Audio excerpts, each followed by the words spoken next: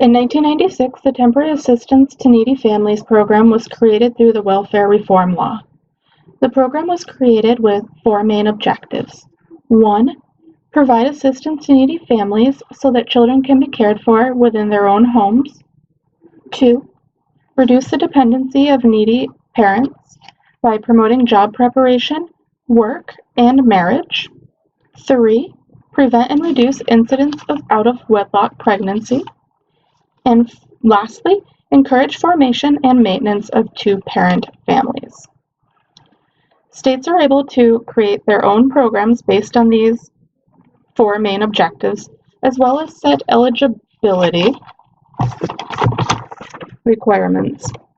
Many states created income assistance programs, child care assistance programs, education and job training programs, and provided transportation and aid to children at risk of abuse and neglect. Recipients of these services are generally between the ages of 20 to 39, with children under the age of 15 in their household.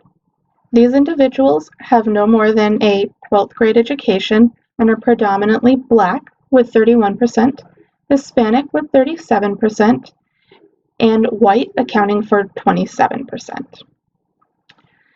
The Temporary Assistance to Needy Families program is extremely advantageous to the low-income population that it serves. From 1993 to 1995, the number of individuals receiving cash assistance hovered around 14 million individuals. But by the end of 1998, it had fallen to just 7.6 million. From 1994 to 2004, the caseload declined 60%, bringing the percentage of U.S. children on welfare to a level lower than that of 1970.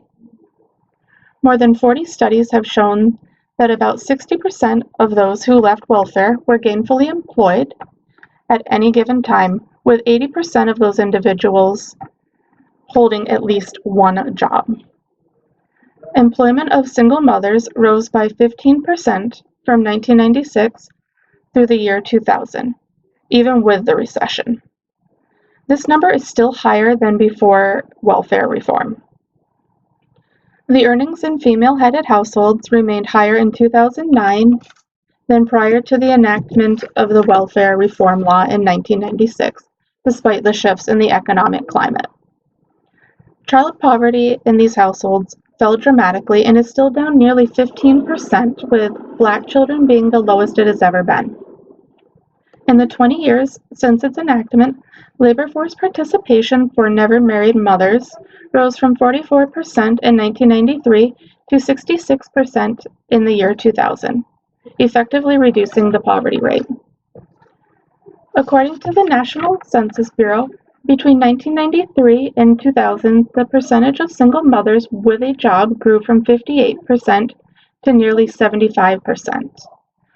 By 2000, earnings jumped nearly 136%, making up nearly 57% of income from welfare, with income from welfare plummeting to only 23%.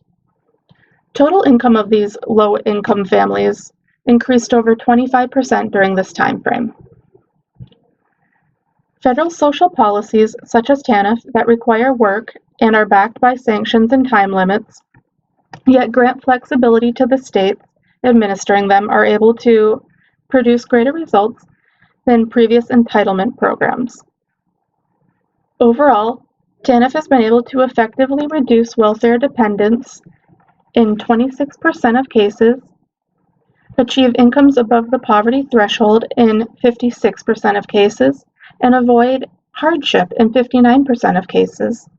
TANF is a very worthwhile cause and deserves continued funding by both state and federal governments.